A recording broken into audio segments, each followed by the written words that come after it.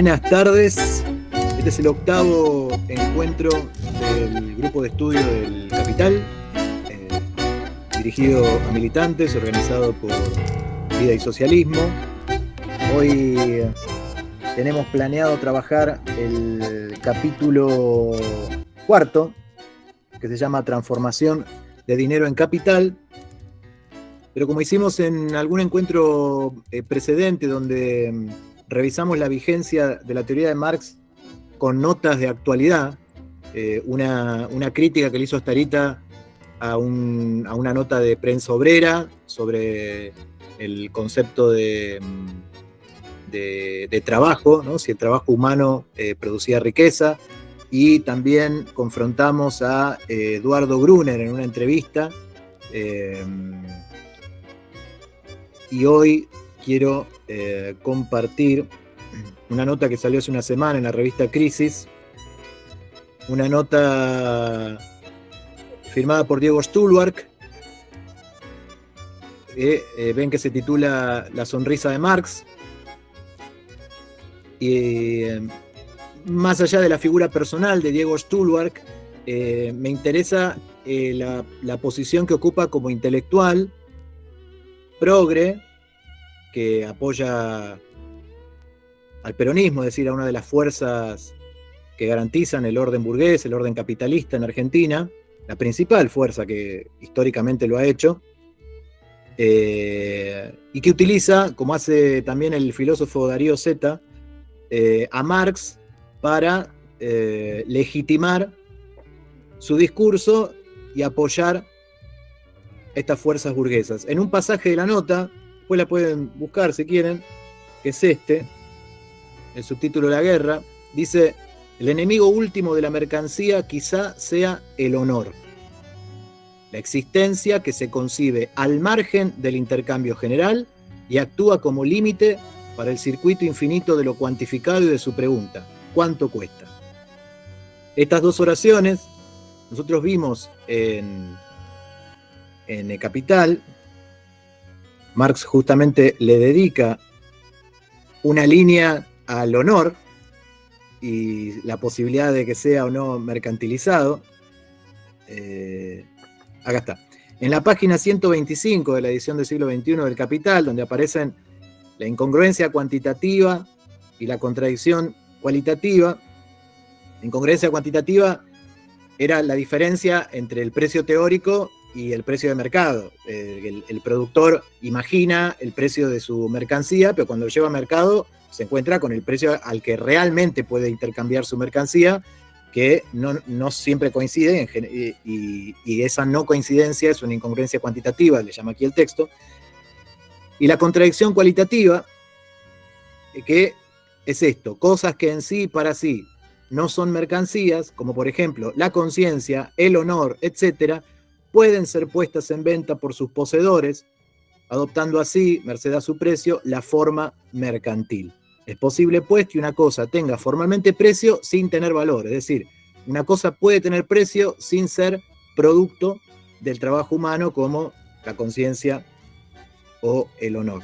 Entonces, cuando en la nota titulada La sonrisa de Marx, es decir, no es que estamos forzando nada, la nota entera, y si la leen van a ver la cantidad de citas que hay, o las referencias más que citas.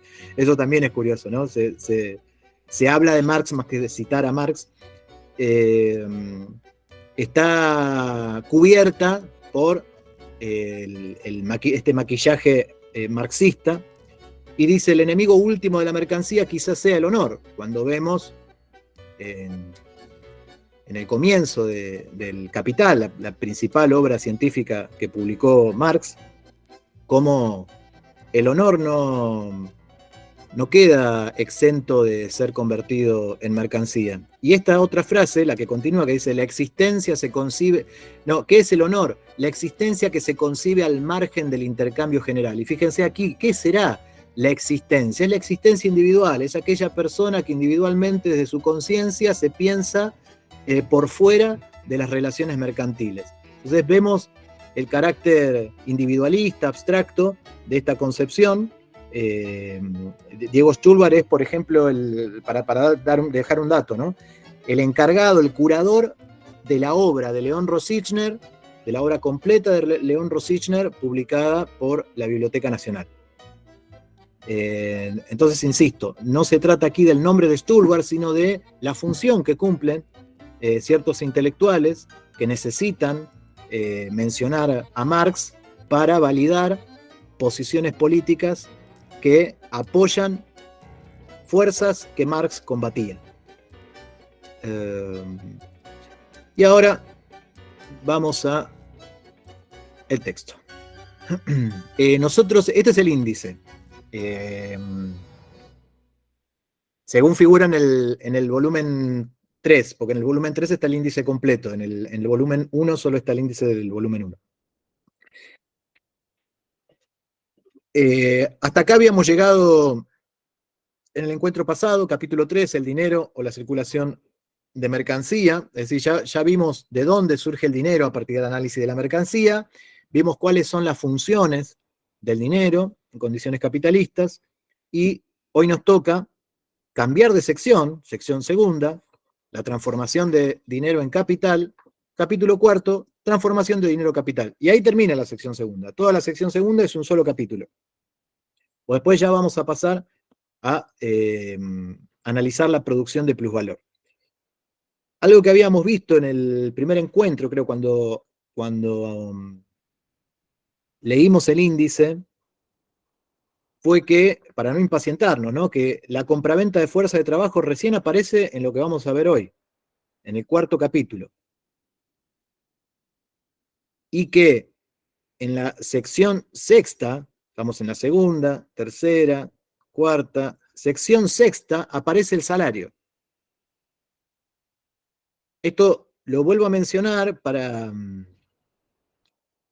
aplacar la ansiedad ante la sorpresa que puede provocar que estemos hablando ya de compra-venta de fuerza de trabajo y todavía no aparezcan las luchas por el salario. El capítulo cuarto tiene 3 movimientos: la fórmula general de capital, contradicciones de la fórmula general y compra-venta de fuerza de trabajo. Hasta acá, hasta lo que vimos en el último encuentro, ya tenemos el dinero como forma general y autónoma de valor. Y ahora lo que vamos a indagar es de dónde salen el plusvalor y el capital. Tienen que salir también del análisis que venimos haciendo de la mercancía, por lo menos según las pretensiones del prólogo del libro y del método, según el cual tomamos la célula del tejido mercantil capitalista para analizar la anatomía completa.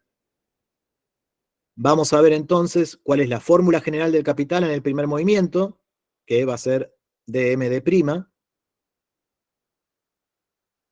Vamos a ver después cuáles son las contradicciones de esa fórmula, es decir, cómo es posible que de la mera circulación surja algo que no estaba en la circulación. ¿De dónde sale esa prima de la última D? ¿De dónde sale ese incremento de dinero que está al final del circuito? Y eso es lo que vamos a ver. Nos vamos a chocar con las distintas posibilidades, las distintas respuestas que se le pueden dar a la pregunta: ¿de dónde sale ese incremento? ¿De dónde sale el plusvalor? Y dificultad por dificultad, callejón sin salida tras callejón sin salida, vamos a llegar a que hay una mercancía singular cuyo uso permite el incremento de valor, cuyo consumo permite el incremento de valor. Y eso es la fuerza de trabajo, y eso nos va a dar paso a los próximos capítulos que directamente tienen que ver con la explotación. Lo importante aquí entonces va a ser advertir cómo este movimiento expansivo del valor, que va del dinero, pasando por la mercancía, a un incremento de dinero, ese movimiento expansivo del valor es una relación social de explotación entre dos clases. Acá estamos, capítulo cuarto, transformación de dinero en capital. Acá ven a la izquierda En rojo ya armé dos columnas comparativas con las dos fórmulas, pero vamos a ir extrayendo cada una de las diferencias comparativas para después volver a la columna. Primer movimiento, la fórmula general de capital. La circulación de mercancías es el punto de partida del capital. La producción de mercancías, la circulación mercantil y una circulación mercantil desarrollada del comercio constituyen los supuestos históricos bajo los cuales surge aquel. De la creación del comercio mundial y el mercado mundial modernos data la biografía moderna del capital. Si hacemos caso omiso del contenido material de la circulación mercantil, si prescindimos del intercambio de los diversos valores de uso, limitándonos a examinar las formas económicas que ese proceso genera, encontraremos que su producto último es el dinero. Ese producto último de la circulación de mercancías es la primera forma de manifestación del capital. Fíjese entonces por qué Marx no podía hablar del capital al comienzo del libro, a pesar de que el libro se llama El Capital. Y es que para llegar al concepto de capital teníamos que pasar por las etapas anteriores, teníamos que extraer el concepto de capital de la forma en que Marx organizó, interpretó las leyes de funcionamiento de la sociedad capitalista. Históricamente el capital, en su enfrentamiento con la propiedad de la tierra, se presenta en un comienzo y en todas partes bajo la forma de dinero, como patrimonio dinerario, capital comercial y capital usurario. Sin embargo, y esto va a ser importante que diga, históricamente el capital se presentó como comercial y usurario. Sin embargo, y vamos a ver en un ratito la diferencia entre la aparición histórica de ciertos conceptos y su conexión lógica. Históricamente, el capital comercial y el capital usurario aparecen primero, pero una vez desplegado el sistema capitalista, vamos a ver que capital comercial y capital usurario derivan de la circulación mercantil, derivan lógicamente. Son históricamente previos, pero lógicamente posteriores.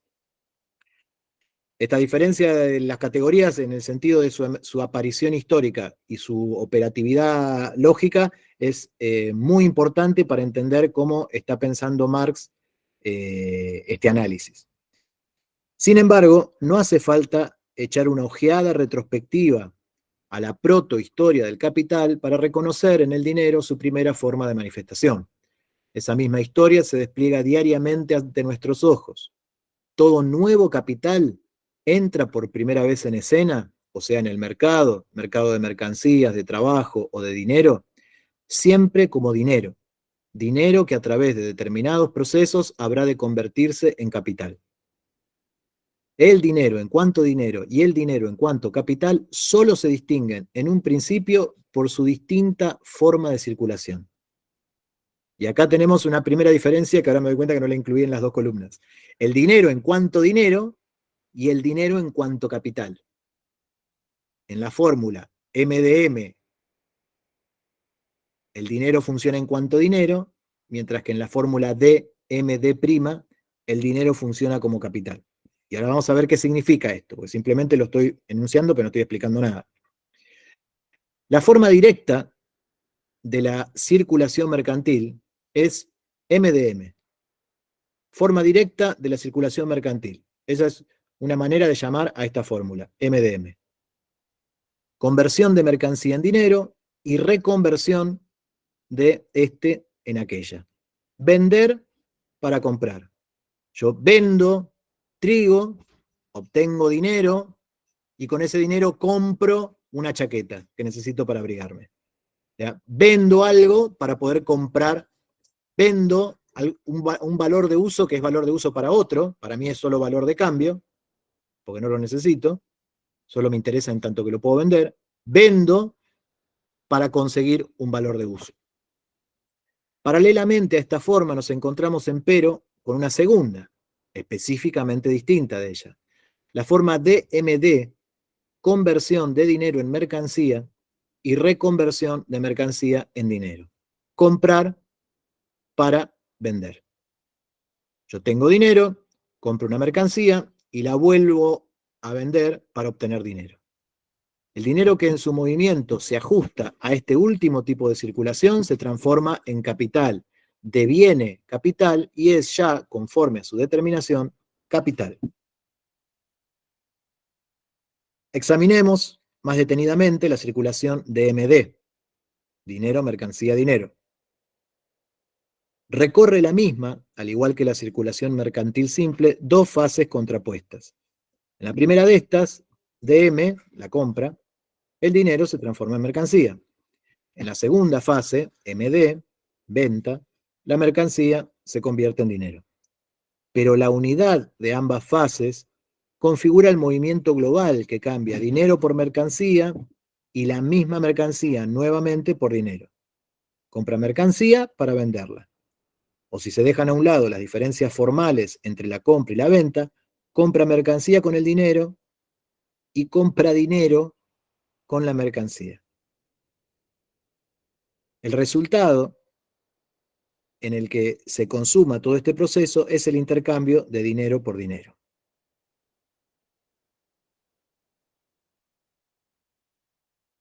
Ahora bien, salta a la vista que el proceso de circulación, dinero, mercancía, dinero, sería absurdo y fútil si por medio de ese rodeo se quisiera cambiar un valor dinerario cualquiera por el mismo valor dinerario. Y aquí nos ahorro la lectura ahora de esto para decir sencillamente, ¿quién va a poner dinero en el mercado para retirar la misma cantidad de dinero? En ese sentido es absurdo. Nadie mete dinero en el circuito mercantil para sacar la misma cantidad de dinero, porque para eso me quedo con la cantidad que tengo. Se ingresa dinero para obtener más dinero. Corresponde, por tanto, caracterizar, en primer lugar, las diferencias de forma entre los ciclos. Dinero, mercancía, dinero y mercancía, dinero, mercancía. Con lo cual, al mismo tiempo, saldrá a la luz la diferencia de contenido que se oculta tras dichas diferencias formales. Veamos por de pronto lo que hay de común entre ambas formas. Ambos ciclos se descomponen en las mismas dos fases contrapuestas, M de venta, de M compra, y en cada una de las dos fases se contraponen los dos mismos elementos del mundo de las cosas, mercancía y dinero. Y dos personas que ostentan las mismas máscaras económicas, un comprador y un vendedor. Destaco lo de máscaras porque recordemos que aquí se está hablando de personas en tanto son la personificación de relaciones sociales. Esto está en el prólogo clarísimo, ¿no? No pinto de rosa al burgués y al terrateniente. Ellos son la personificación de relaciones sociales. Y eso había que explicarlo, era una declaración de intenciones. Pero vemos aquí cómo se insiste con esa figura metafórica de la máscara, y vamos a ver ahora del personaje dramático también, como maneras de alcanzar la idea de que no importan tanto las personas concretas de carne y hueso como las relaciones sociales que personifican esas personas. No importa tanto el nombre y apellido de tal burgués, sino que lo que importa es el hecho de que exista la figura del burgués en una sociedad, porque implica una determinada forma de relación social predominante. Cada uno de estos dos ciclos constituye la unidad de las mismas fases contrapuestas, y en ambos casos la unidad es mediada por la entrada en escena de tres partes contratantes, de las cuales una se limita a vender, la otra a comprar, pero la tercera, alternativamente, compra y vende. Lo que distingue de antemano, no obstante, a los dos ciclos, mercancía, dinero, mercancía, y dinero, mercancía, dinero, es la secuencia inversa de las mismas fases contrapuestas. La circulación mercantil simple comienza con la venta y termina con la compra. La circulación del dinero como capital empieza con la compra y termina con la venta. Allí es la mercancía la que constituye tanto el punto de partida como el término del movimiento. Aquí el dinero. En la primera forma es el dinero el que media el proceso global, en la inversa es la mercancía. Aquí sencillamente está diciendo, veamos acá las dos columnas que puse en rojo, la columna de la fórmula de MDM y de MD'. En la primera fórmula se vende para comprar, en la segunda se compra para vender. El intermediario es el dinero, porque lo que importa, ahora vamos a ver, son los valores de uso de las mercancías que se intercambian. Y en cambio, en la fórmula general del capital, la mercancía es el intermediario. O sea, la mercancía es el medio para obtener más dinero, porque lo que importa no es ahora, no va a ser ahora el valor de uso, sino el valor de cambio. En la circulación, mercancía, dinero, mercancía, el dinero se transforma finalmente en mercancía que presta servicios como valor de uso. Se ha gastado definitivamente, pues, el dinero. En la forma inversa, dinero, mercancía, dinero, por el contrario, el comprador da dinero con la mira de percibirlo en su calidad de vendedor. Al comprar la mercancía, lanza dinero a la circulación para retirarlo de ella mediante la venta de la misma mercancía. Se desprende del dinero, pero con la astuta intención de echarle mano nuevamente. Se limita pues a adelantarlo. Entonces, la otra cosa que podemos, la otra característica, la otra diferencia comparativa entre ambas fórmulas es que en un caso el dinero es gastado y se aleja del que gasta el dinero, mientras que en la fórmula del capital el dinero es adelantado, refluye, es adelantado para obtenerlo de nuevo incrementado.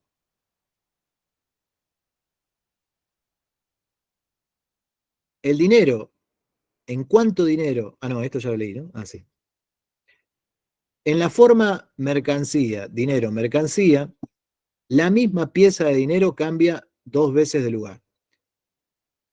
Bueno, salteo todo esto, y así como en la circulación mercantil simple, el doble cambio de lugar de la misma pieza de dinero ocasiona su transferencia definitiva de unas manos a otras.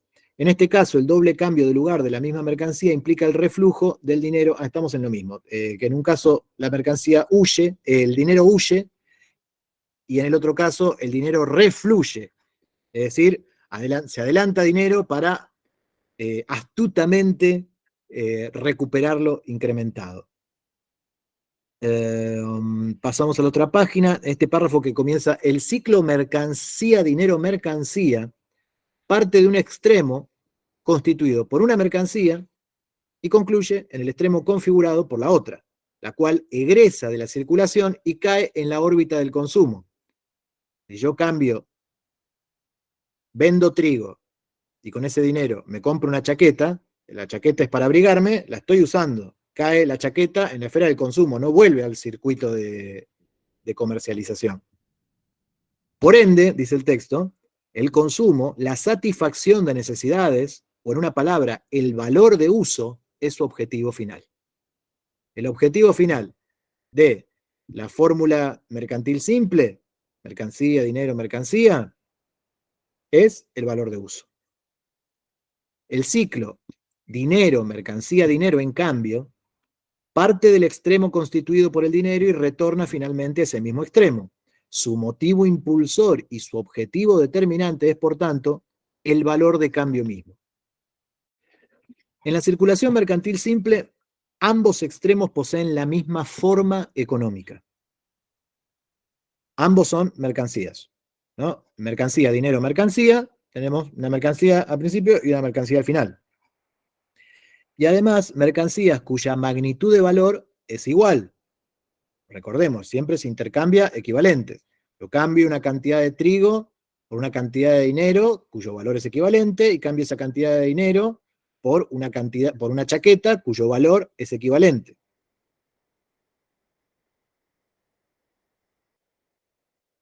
Son valores, la magnitud de valor es la misma, es igual, pero son valores de uso cualitativamente diferentes. Una cosa es el trigo, el valor de uso del trigo, y otra cosa el valor de uso de una chaqueta.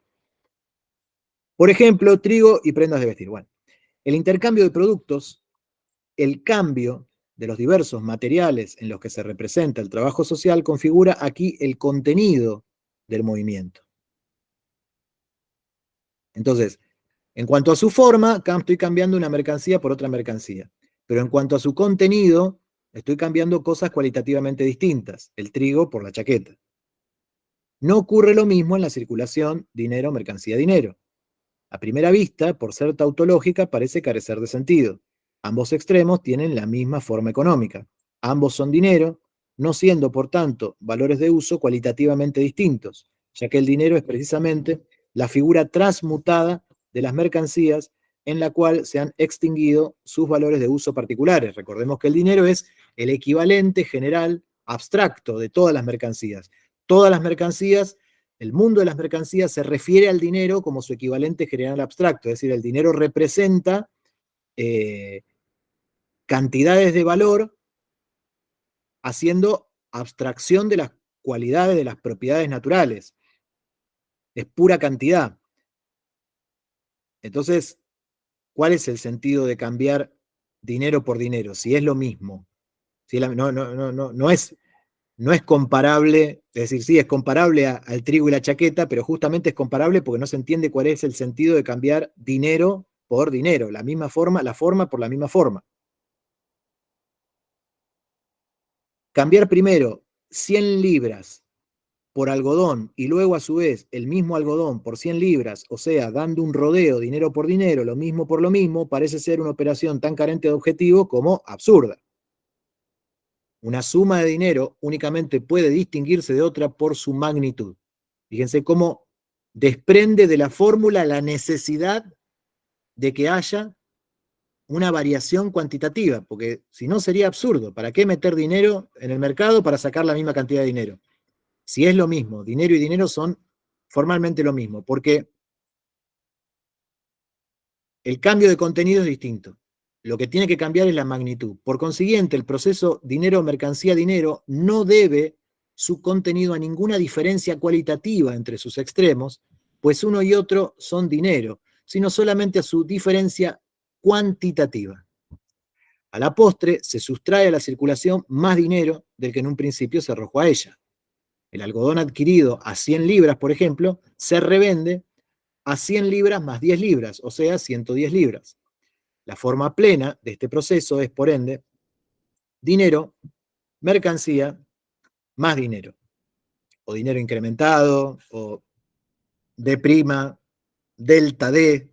Ah, bueno, acá lo dice, donde D' es igual a D más delta D, es decir, D más un incremento. Delta, este simbolito, esta letra griega, significa un incremento, algo más. ¿Cuánto? Y no se sabe, eso depende de cómo se cargue la fórmula.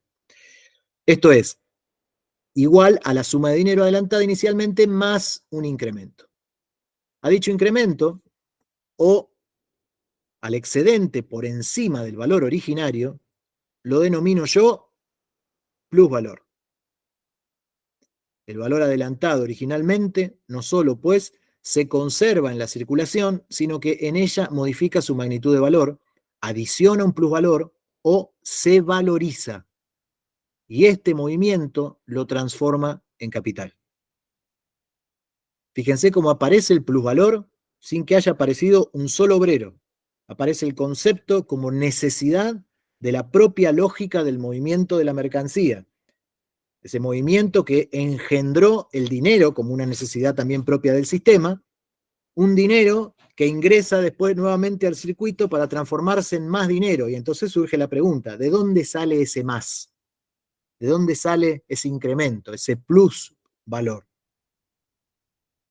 Bien, la reiteración o renovación del acto de vender para comprar encuentra su medida y su meta, como ese proceso mismo, en un objetivo final ubicado fuera de este. Es decir, la fórmula mercancía, dinero, mercancía, vender algo para después comprar otra cosa, tiene el objetivo fuera del circuito, el consumo o la satisfacción de determinadas necesidades. Por el contrario, en la compra para vender, o sea, en la fórmula del capital, el principio y el fin son la misma cosa, dinero, valor de cambio. Y ya por eso mismo el proceso resulta carente de término, no tiene fin, es recursivo, se reitera. Es verdad que dinero se ha transformado en dinero más un incremento, pero desde un punto de vista puramente cualitativo, 110 libras son lo mismo que 100, o sea, dinero. Y consideradas cuantitativamente, 110 libras son una suma limitada de valor, como 100 libras. Si se gastaron las 110 como dinero, dejarían de desempeñar su papel, cesarían de ser capital. O sea, si yo me gasto ese dinero incrementado en comprar algo para consumir, entonces ya ese dinero deja de funcionar como capital y funciona como dinero, como mero dinero. Sustraídas a la circulación, se petrificarían bajo la forma de tesoro y no rendirían ni un solo centavo por más que estuviesen guardadas hasta el día del juicio final. Bueno, ya sea que me los gaste estos 110 libras o las guarde abajo del colchón. En ambos casos, ese dinero deja de funcionar como capital. En la medida que no vuelve a ingresar al circuito para incrementarse, ese dinero deja de funcionar como capital. Si se trata, por consiguiente, de valorizar el valor, existe la misma necesidad de valorizar las 110 libras que las 100, ya que ambas sumas son expresiones limitadas del valor de cambio y por tanto una y otra tienen la misma vocación de aproximarse, mediante un incremento cuantitativo, a la riqueza absoluta.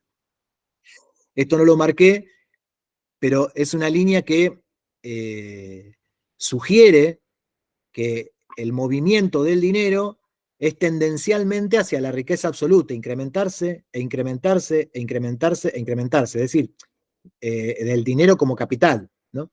Si yo uso el dinero para comprarme algo que voy a consumir o si lo atesoro, ese dinero deja de funcionar como capital. El dinero es capital mientras está en movimiento, mientras se encuentra en este movimiento, en este proceso de transformación de dinero en dinero incrementado, en este proceso de valorización de valor, en esta tendencia, esta vocación de aproximarse a la riqueza absoluta. Ciertamente, el valor de 100 libras, adelantado originariamente, se distingue por un momento del plusvalor de 10 libras que le ha surgido en la circulación, pero esa diferencia se desvanece de inmediato. Al término del proceso, no surge de un lado el valor original de 100 y del otro lado el plusvalor de 10. Lo que surge del proceso es un solo valor de 110 que se encuentra en la misma forma adecuada para iniciar el proceso de valorización que las 100 libras originales. Al final del movimiento, el dinero surge como su propio comienzo. Esto que puede estar escrito de una manera que parece media enrevesada, está diciendo algo muy sencillo. El dinero que sale incrementado al final del circuito es igual que el dinero que inició el recorrido. Y por lo tanto, se vuelve a invertir en el circuito, se vuelve a introducir al circuito para incrementarse, y eso que se incrementa se vuelve a introducir al circuito para incrementarse, y así infinitamente con vocación de aproximarse a la riqueza absoluta. Por eso esa fórmula plena, que acá ya vimos en la página 184, dm', esa forma plena es incesante, tiende a la riqueza absoluta, expresa un proceso expansivo, incesantemente expansivo. Por eso podemos decir que está en la propia lógica del capital, su expansión hasta el infinito, por lo menos tendencialmente. No es un capricho de ningún ser humano particular ni de ninguna conspiración de un grupo de iluminados. Se trata de exigencias propias de un sistema basado en la producción de mercancías por parte de productores privados independientes que se relacionan a través del mercado. El término de cada ciclo singular en el que se efectúa la compra para la venta configura de suyo, por consiguiente, el comienzo de un nuevo ciclo. La circulación mercantil simple, vender para comprar, sirve en calidad de medio a un fin último ubicado al margen de la circulación. Bueno, está repitiendo lo que dijimos, ¿no? Que puse acá en el cuadrito. En la fórmula de la circulación simple, el objetivo es el consumo, la satisfacción de necesidades, por lo tanto el valor de uso, y esto queda fuera del circuito. Es decir, hay una finalidad que está fuera de este circuito. Yo vendo una mercancía, obtengo dinero y compro una mercancía para satisfacer una necesidad. Y por lo tanto, hay un objetivo finito. Digamos.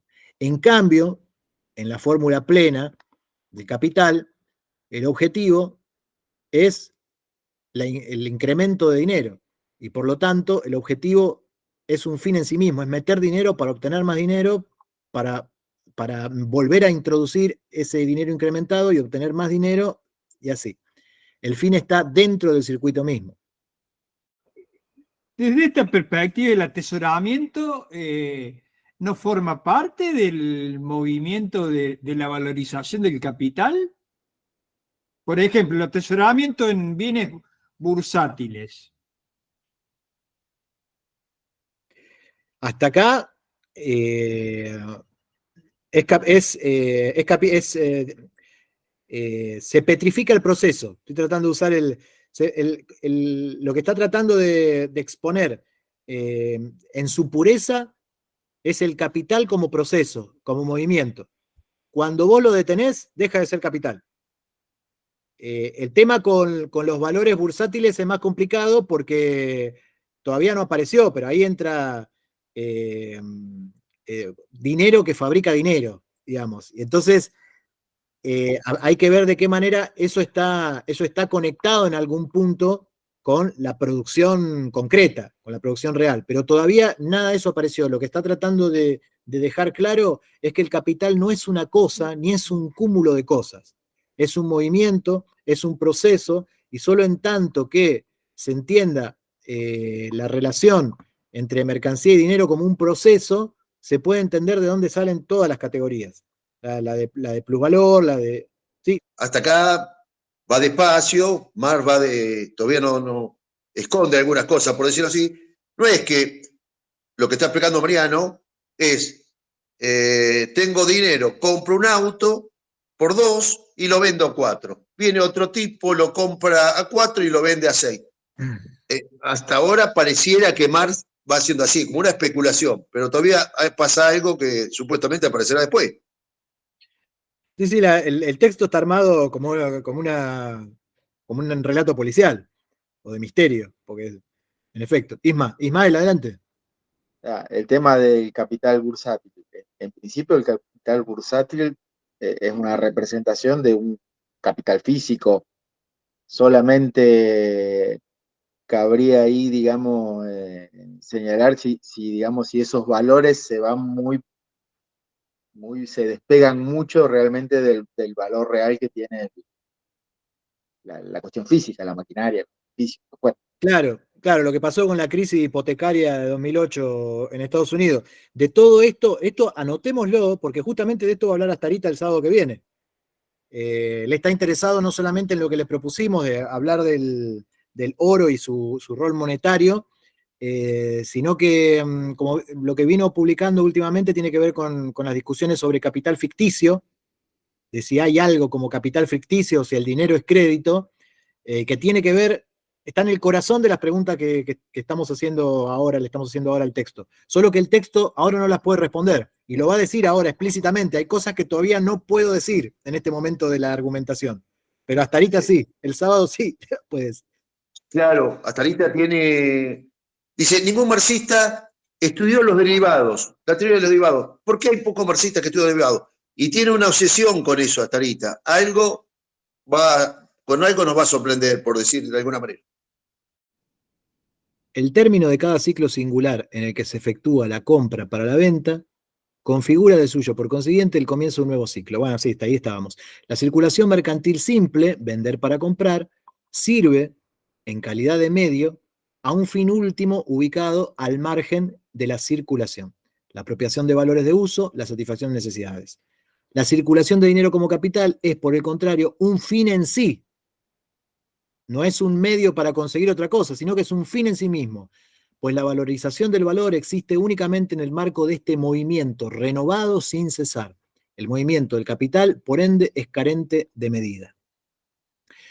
En su condición de vehículo consciente de este movimiento, el poseedor de dinero se transforma en capitalista. Fíjense cómo presenta el capitalista, como vehículo consciente del movimiento del capital, que es lo que vimos en las páginas del fetichismo de la mercancía. Lo hacen pero no lo saben. La determinación de intereses e incluso de la voluntad está dada por exigencias de la propia relación social. Su persona, o más precisamente su bolsillo, es el punto de partida y retorno del dinero. El contenido objetivo de esa circulación, la valorización del valor, es su fin subjetivo. Y solo en la medida en que la creciente apropiación de la riqueza abstracta es el único motivo impulsor de sus operaciones, funciona él como capitalista, o sea, como capital personificado, dotado de conciencia y voluntad. No se puede decir más claro que no se trata de la voluntad codiciosa, individual, particular, de algunas personas malas, algunos seres humanos malvados que quieren explotar obreros y llenarse de guita. Se trata del movimiento necesario de un sistema de relaciones sociales que empuja a quienes estamos sujetos a ese sistema a realizar determinados intereses. Nunca, pues, debe considerarse el valor de uso como fin directo del capitalista. Fíjense esto, ¿eh? Tampoco la ganancia aislada, sino el movimiento infatigable de la obtención de ganancias. El capitalista no persigue fundamentalmente la satisfacción de sus necesidades, de sus necesidades vitales, de reproducción, valores de uso que satisfagan necesidades. Tampoco percibe ganancias en el sentido de ganar algo y acumularlo, sino que lo que busca es el movimiento infatigable de la obtención de ganancias. Claro, es mucho más fácil para Bill Gates subirse a esta ola de la valorización del valor que a un kiosquero acá de la esquina. Pero lo importante aquí es, para entender el movimiento en su pureza, es que no importa el capitalista como persona, sino como personificación de relaciones sociales. ¿Alguien levantó la mano? Adelante, Isma. Me parece importante porque me parece que queda bastante claro que el capitalismo no es un sistema, digamos, que se diseñó en un lugar, que dijo, mira, esto es lo mejor, va a ser lo que mejor resultado produzca, ni nada que eso, sino que es algo que se dio, un producto histórico, digamos, y que se lleva por delante la voluntad, en realidad la voluntad de las personas es, entre comillas, digamos, medio como que se la lleva por delante el sistema. Sí, y que por eso es importante entender cuáles son las condiciones y supuestos de funcionamiento del sistema, en la medida en que los medios de producción sean propiedad de una clase social minoritaria, y esa clase social, cada productor persiga su propio interés particular de manera autónoma, independiente del resto, es decir, en la medida en que no haya una coordinación, una planificación en función de las necesidades humanas, el sistema va a seguir funcionando de esta manera. Y nos va a seguir empujando a los intereses que corresponden a la posición en que nos encontramos en la estructura productiva. El contenido subjetivo Martín Tincho levantó la mano. es su fin subjetivo. Sí, adelante, Tincho. Ahí a mí me había surgido una duda. El tipo, o sea, algunas, que tienen que ver tal vez con los grises y bueno, no tiene mucho sentido, pero digo, el tipo que, por ejemplo, tiene una empresa, ¿no? Y momentáneamente se retira de la empresa hasta que haya una coyuntura más favorable, digamos, temporalmente deja de ser un burgués. Lo mismo que el tipo que hereda y vive de renta, o el tipo que le da una fortuna y se la fuma, digamos, de a poco, digamos, deja de ser un burgués O sea, me queda como alguna duda ahí al respecto, pero bueno, tal vez son excepciones, digamos, y no. También es cierto que la teoría tiene, digamos, que apuntar a la generalidad y no tanto a la excepción. Bueno, vamos a ver ahora, si llegamos a terminar este capítulo hoy, si tenemos elementos, yo creo que tenemos elementos para pensar respuestas a esas preguntas si llegamos. Si no, lo vemos en el encuentro que viene. Pero me parece que hay. Claudia, adelante. Escuchamos. Sí, buenas noches. No, se me ocurrió, tuve una duda, ¿no? Ahora, por ejemplo, entendiendo que el capitalismo es un movimiento y no lo que nosotros creemos que es una acumulación, por lo que está diciendo el texto de Marx, yo quería preguntar si cualquiera de nosotros, o yo, por ejemplo, me pongo como ejemplo, podría, entendiendo el movimiento, podría pasar a ser una capitalista. No es necesario ser un burgués de naturaleza. Bueno, dejemos, porque me parece que van al mismo sentido de las preguntas de Tincho. Yo las dejaría ahí en suspenso, porque en cuanto aparezca, porque ahora tenemos que ver cuál es la mercancía singular que permite en su uso, en su consumo, incrementar valor. Y ahí ya van a aparecer elementos, cuando emerja el concepto de fuerza de trabajo, van a aparecer elementos para distinguir entre dos clases sociales. No todos los elementos, de hecho, una de las faltas que hay en la obra de Marx, porque se murió, es que no desarrolló el capítulo sobre las clases sociales, que estaba destinado a otro tomo. Entonces, sí vamos a tener elementos aquí para pensar el problema, y tenemos también interpretaciones, ¿no? Interpretaciones actualizadas. Nahuel, adelante. Agrego algo a lo que ya estaban diciendo los compañeros. Yo el otro día estaba conversando con un compañero de laburo y él, en su calidad de clase obrera, asalariado, compartíamos esa situación. Pero yo pensaba, porque él me contaba que, no sé cómo, se me escapó esa parte, cómo hizo un capital, porque él compra auto, vende y vuelve a reinvertir eso para volver a comprar y volver a vender. Entonces ya tiene una situación, no me lo explicaba, no encontraba. Es asalariado, pero al mismo tiempo está generando y está teniendo un capital y lo está invirtiendo y el capital está generando su renta. Entonces, bueno, aprovechaba que los compañeros habían hecho ese aporte para sumar lo que me estaba preguntando por mí mismo. Buenísimo. Esas preguntas tienen dos niveles de respuesta. Una es, ¿qué elementos encontramos en el capital para describir las clases sociales o establecer alguna definición o determinación o caracterización de las clases? ¿Qué elementos encontramos en el capital para distinguir entre clases sociales y dentro de cada clase social también? ¿Qué elementos encontramos? Ese es un nivel de preguntas. Pero después hay otro, digo, de respuestas. Y después hay otro nivel de respuesta, es ¿qué conceptos elaboramos nosotros para distinguir? Porque si no, pensamos que en Marx está todo, que en el Capital ya está todo, y que es cuestión de entenderlo bien para saber cómo distinguir entre clases sociales. Y hay cosas que Marx no pudo pensar porque obró y teorizó durante el siglo XIX. Entonces, mantengamos presente esos dos niveles de respuesta. Que sé que nos ceñimos al texto que estamos leyendo, pero en el otro texto que comenta cosas del Capital, de los españoles, que se me fue el nombre, es Nieto. En ese texto hay una distinción que retoma todos estos casos que mencionaron. Me causó gracia porque los retoma todos para poder establecer una categorización entre lo que sería clase obrera, burguesía, bueno, pequeña burguesía. Pero claro, no está en el texto que estamos leyendo por ahora, por lo menos no está. Pero sí, está buenísimo la intervención. Voy a transcribir ese capítulo del libro de Maxi Nieto.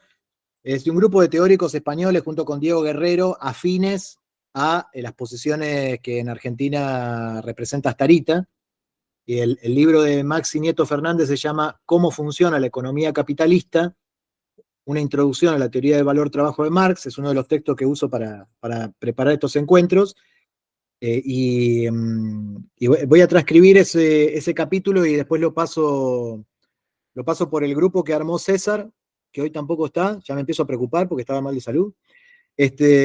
al grupo de Facebook que armó César y lo comparto también por la lista de difusión de WhatsApp de Vida y Socialismo. Bien, estábamos aquí, en que el capitalista es capital personificado, es capital dotado de conciencia y voluntad, que no persigue ni el valor de uso ni la ganancia aislada, sino el movimiento infatigable de la obtención de ganancias. Acumular, acumular y acumular. Quiero más, quiero más, quiero más. Esa es la ceguera la ceguera subjetiva del capitalista que persigue un fin objetivo, que es más ganancia, más ganancia, más ganancia. En estos días o estas semanas o estos meses en que está presente en la agenda informativa periodística, por lo menos de Argentina, el problema de la ludopatía en general y en particular en los jóvenes, podemos pensarlo como una figura exacerbada de este problema, ¿no? De querer más y querer más y querer más y no poder evitarlo. Es meter dinero para sacar más dinero y volver a meter dinero para sacar más dinero sin más sentido que volver a meter dinero para sacar más dinero. Este afán absoluto de enriquecimiento, esta apasionada cacería en pos del valor de cambio, esta es otra metáfora para pensar al capitalista, un cazador de valor de cambio, es común a capitalista y atesorador, pero mientras el atesorador no es más que el capitalista insensato, el capitalista es el atesorador racional. La incesante ampliación de valor a la que el atesorador persigue cuando procura salvar de la circulación al dinero, la alcanza el capitalista más sagaz lanzándolo a la circulación una y otra vez. El que amarroca es un capitalista insensato, porque la racionalidad en el capitalismo consiste en volver a introducir lo ganado para obtener más ganancia y en ese movimiento obtener más y más y más y más. Entonces, se amplía la cantidad de valor, que es lo que el atesorador supuestamente persigue, pero al sacar el dinero del circuito petrifica el movimiento, mientras que el capitalista atesora racionalmente. ¿Qué es atesorar racionalmente? No amarrocar el dinero, no guardárselo, sino volver a introducirlo al circuito para obtener más y más y más y más. Las formas autónomas, las formas dinerarias que adopta el valor de las mercancías en la circulación simple, se reducen a mediar el intercambio mercantil y desaparecen en el resultado final del movimiento. Yo vendo una mercancía, obtengo dinero y ese dinero me lo gasto. O sea, el dinero desaparece en el mismo movimiento. En cambio, en la circulación DMD funcionan ambos, la mercancía y el dinero, solo como diferentes modos de existencia del valor. En la fórmula del capital, el dinero y la mercancía funcionan como modos de existencia del valor, o sea, del valor en movimiento, del valor que se valoriza. El dinero como su modo general de existencia, la mercancía como su modo de existencia particular, o por así decirlo, solo disfrazado. O sea, fíjense cómo la mercancía aquí es apenas un disfraz del movimiento del capital, en esta fórmula, en la fórmula del capital, en el proceso capitalista. El valor pasa constantemente de una forma a la otra sin perderse en ese movimiento, convirtiéndose así en un sujeto automático. Y por acá vamos a entender esa idea que aparece en muchos textos, no solo de Marx, digo, del marxismo en general, de que el capital es sujeto del movimiento. Si fijamos las formas particulares de manifestación adoptadas alternativamente en su ciclo vital por el valor que se valoriza, llegaremos a las siguientes afirmaciones. El capital es dinero, el capital es mercancía. Pero, en realidad, el valor se convierte aquí en el sujeto de un proceso en el cual, cambiando continuamente las formas de dinero y mercancía, modifica su propia magnitud en cuanto a plusvalor, se desprende de sí mismo como valor originario, se autovaloriza.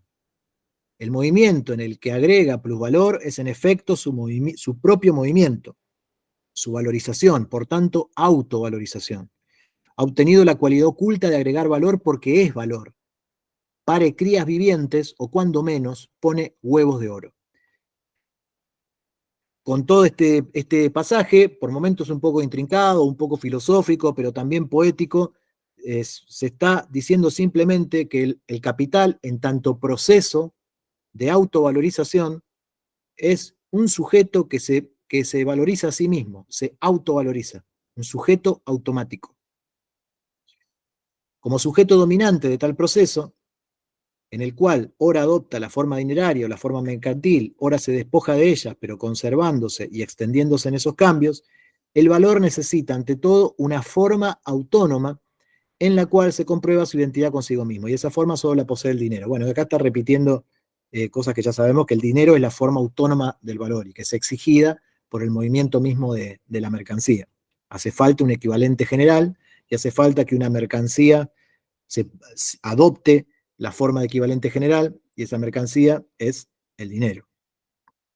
De esto vamos a hablar el sábado, ¿no? El rol monetario del oro y otras cuestiones que tienen que ver con la teoría monetaria marxista y su vigencia, si es que la tiene.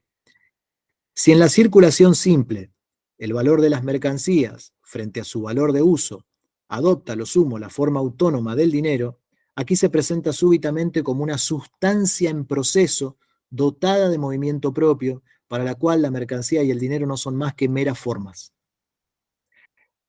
Pero aún más, en vez de representar relaciones mercantiles, aparece ahora, si puede decirse, en una relación privada consigo mismo. Como valor originario, se distingue de sí mismo como plusvalor, tal como Dios Padre se distingue de sí mismo en cuanto Dios Hijo, aunque ambos son de una misma edad y en realidad constituyen una sola persona, puesto que solo en virtud del plusvalor de 10 libras, las 100 libras adelantadas se transmutan en capital, y así que esto se efectúa, así que el Hijo es engendrado, y a través de él el Padre, se desvanece de nuevo su diferencia, y ambos son uno, 110 libras. El valor, pues, se vuelve valor en proceso, dinero en proceso, y en ese carácter, capital. Proviene de la circulación, retorna a ella, se conserva y multiplica en ella, regresa de ella acrecentado y reanuda una y otra vez siempre el mismo ciclo. Dinero, dinero incrementado, ¿no? D de prima. Dinero que incuba dinero. Reza la definición del capital en boca de sus primeros intérpretes, los mercantilistas. Y acá no nos vamos a meter, pero sí, después buscan mercantilismo en Wikipedia, van a ver que la crítica que se le hace a los mercantilistas acá en el Capital tiene aspectos de vigencia en la actualidad, a posiciones políticas actuales que, sabiéndolo o no, adoptan esta postura mercantilista. Comprar para vender, o dicho con más exactitud, comprar para vender más caro, DMD', parecería ciertamente no ser más que una clase de capital, una forma peculiar, el capital comercial. Pero también el capital industrial es dinero que se convierte en mercancía, y por la venta de la mercancía se convierte en más dinero. Actos que, por ejemplo, se operan entre la compra y la venta, al margen de la esfera de la circulación, en nada modifican esa forma del movimiento. Por último, en el caso del capital que rinde interés, la circulación dinero, mercancía más dinero, se presenta abreviada con su resultado, pero sin mediación, en estilo lapidario, digámoslo así, como dinero más dinero. Dinero que es igual a más dinero, valor que es mayor que sí mismo. En realidad, pues, dinero, mercancía más dinero, tal como se presenta directamente en la esfera de la circulación, es la fórmula general del capital. Y acá, en este párrafo que leímos hace un ratito, aparecen tres formas del capital. Capital comercial, capital industrial, y este capital que rinde interés, que podemos interpretarlo como capital financiero, porque es una palabra que tenemos más corriente, pero fíjense que acá no aparece como capital financiero, sino capital que rinde interés, dinero que engendra dinero. Acá tenemos estas tres formas de capital, comercial, industrial y que rinde interés, que son formas de lo mismo.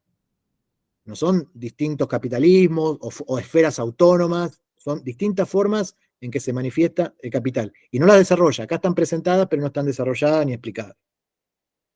Pasamos al segundo movimiento. Vamos a ver cuáles son las contradicciones con las que se encuentra esta fórmula. Y que se resumen en esta pregunta. ¿Cómo esta diferencia puramente formal habría de transformar, como por arte de magia, la naturaleza de estos procesos? ¿Cómo puede ser que se genere un incremento de dinero en un intercambio de equivalentes? Si yo estoy intercambiando cosas que son equivalentes, ¿de dónde sale ese plusvalor? Esa es la pregunta. Entonces va a explorar distintas posibilidades. En la página 195 se afirma, después de algún desarrollo que dejo a la lectura de cada quien, nadie saca más valor de la circulación que el que arrojó en ella. No tiene lugar, pues, ninguna formación de plusvalor. Ahora bien, en su forma pura, el proceso de circulación de las mercancías implica intercambio de equivalentes. En la realidad, sin embargo, las cosas no ocurren de manera pura. Supongamos, por consiguiente, un intercambio de no equivalentes. Y entonces acá explora dos posibilidades. Vender por encima del valor, o sea, comprar algo a un precio y venderlo más caro, y comprar por debajo del valor. Comprar algo más barato de lo que vale y después venderlo a su precio. Y de las dos maneras obtener alguna ganancia. Pero lo que explica el texto es que estas avivadas no pueden ser el sistema general de funcionamiento de la economía, porque todos nos avivaríamos. Y entonces, o todos trataríamos de vender por encima del valor, o todos trataríamos de comprar por debajo, y lo que ganamos en una parte lo perdemos en otra. Entonces, es un juego de suma cero. Eso es lo que explica el texto, que lo vamos a saltear en función de tratar de acabar con el capítulo hoy. La formación de plusvalor y por consiguiente la transformación de dinero en capital no pueden explicarse ni porque los vendedores enajenen las mercancías por encima de su valor, ni porque los compradores las adquieran por debajo del valor. En la circulación, los productores y consumidores solo se enfrentan en cuanto vendedores y compradores. Si afirmamos que para los productores el plusvalor surge de que los consumidores pagan la mercancía por encima del valor, ello equivale a enmascarar la simple tesis de que el poseedor de mercancías posee en cuanto vendedor el privilegio de vender. Bueno, acá sigue hablando del mismo problema. No se puede pensar un sistema generalizado de comercio si todos tratamos de cagar al otro. Y sin ánimo de que ahora nos vayamos en una digresión demasiado extensa, a menudo el Estado interviene en el mercado para garantizar el juego limpio, para garantizar justamente que haya intercambio de equivalentes en el marco jurídico del derecho burgués. Digamos, acá cuando hay avivadas, estoy pensando en el documental de Cositorto que pueden ver en Netflix, es muy, muy, muy divertido y uno se pregunta ¿por qué se interviene en ese tipo de empresas? ¿O por qué se le inició? Tenemos una nota en el blog sobre el proceso judicial que la Corte Suprema de Estados Unidos le inició a Google por monopolio, por haber recibido guita para que en el buscador aparecieran primero, cuando vos buscas algo, aparecieran primero determinadas empresas o determinados medios relacionados con esas empresas. Eso se descubrió y la Corte Suprema le hizo juicio. Tenemos una nota al respecto.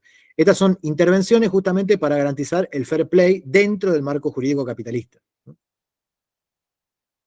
Los representantes consecuentes de la ilusión según la cual el plusvalor deriva de un recargo nominal de precios o del privilegio que tendría el vendedor de vender demasiado cara la mercancía, suponen por consiguiente la existencia de una clase que solo compra sin vender y por tanto solo consume sin producir. Desde el punto de vista que hemos alcanzado hasta ahora en nuestro análisis, es decir, desde el de la circulación simple, la existencia de tal clase es todavía inexplicable.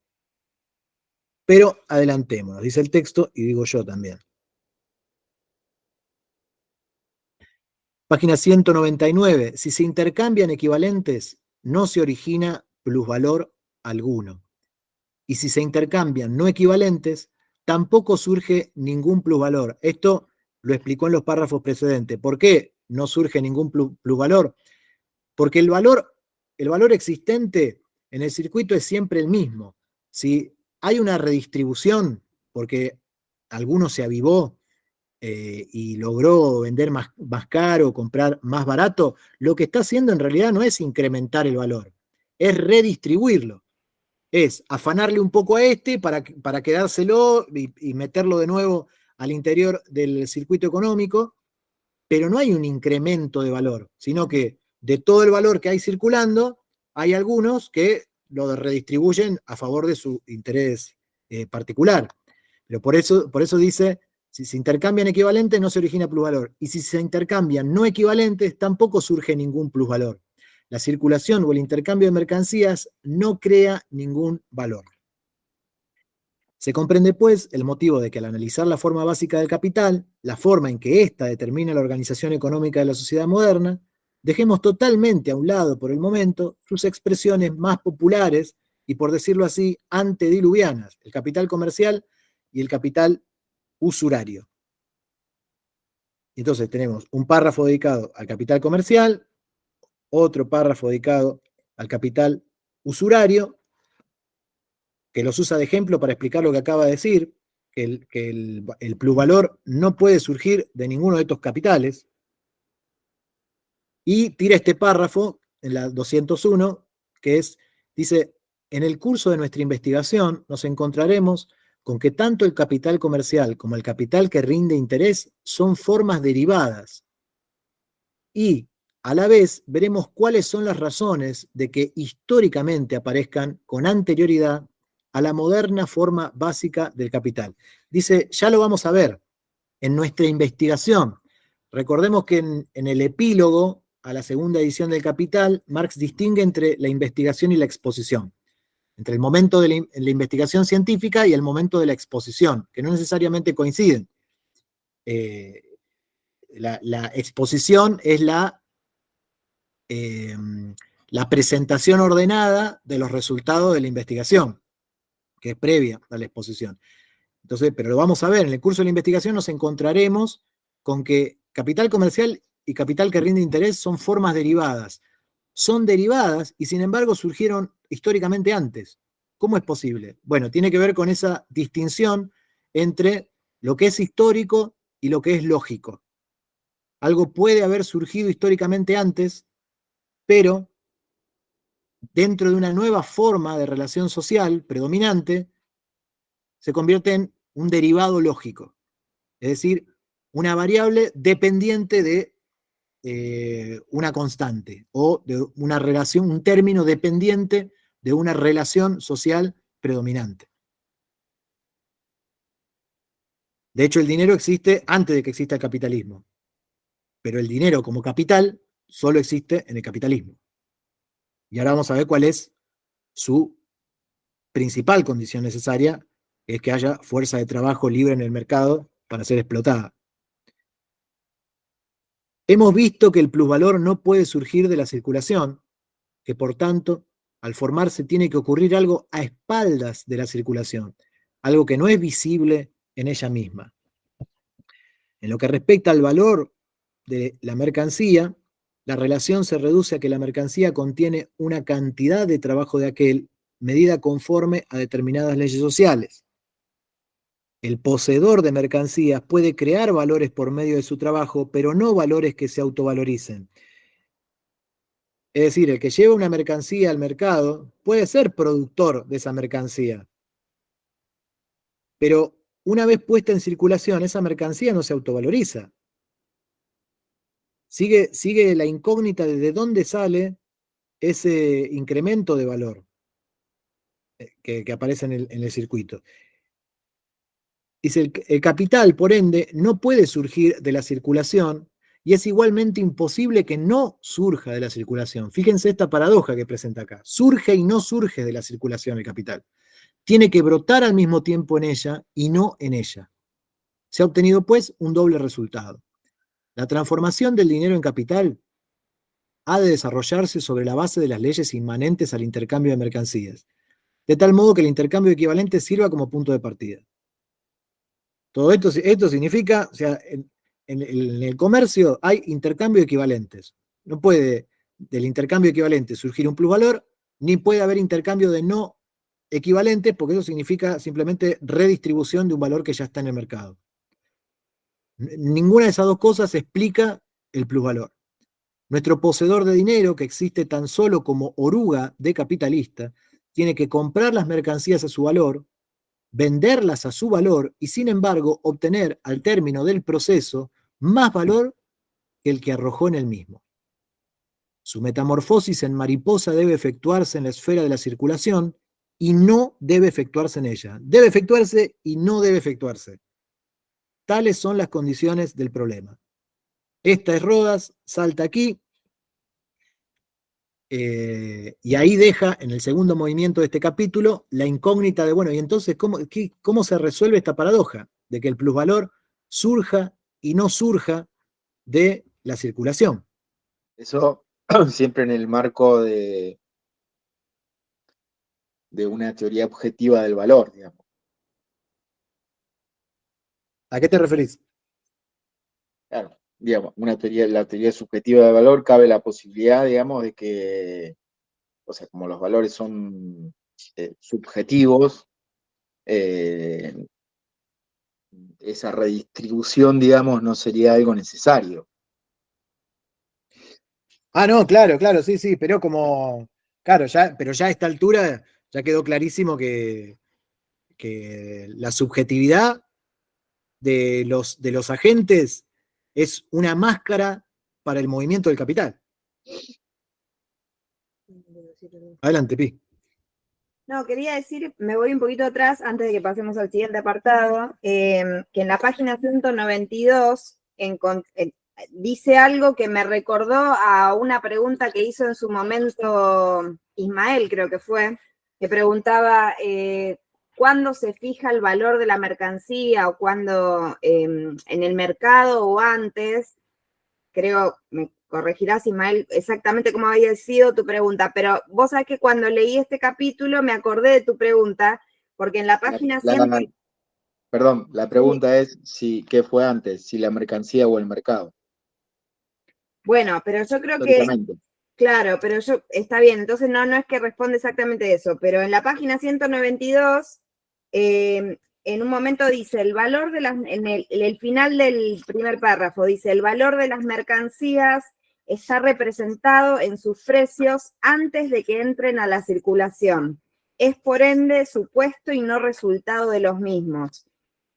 Y en la nota, que es la nota 17, dice, no son los contratantes los que resuelven sobre el valor, este es previo a la transacción. Entonces yo pensaba, primero cuando leí esto también pensaba el tema de la discusión, los que sostienen el tema de los formadores de precios, como si eso algo fuera algo que fuese algo que se le pudiese imprimir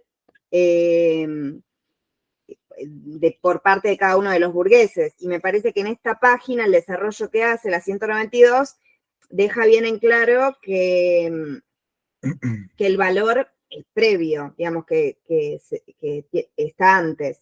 Y por otro lado, en la página 202, la nota 37, que no sé si la ibas a tomar o no, pero en esa nota está bueno porque diferencia precio de valor.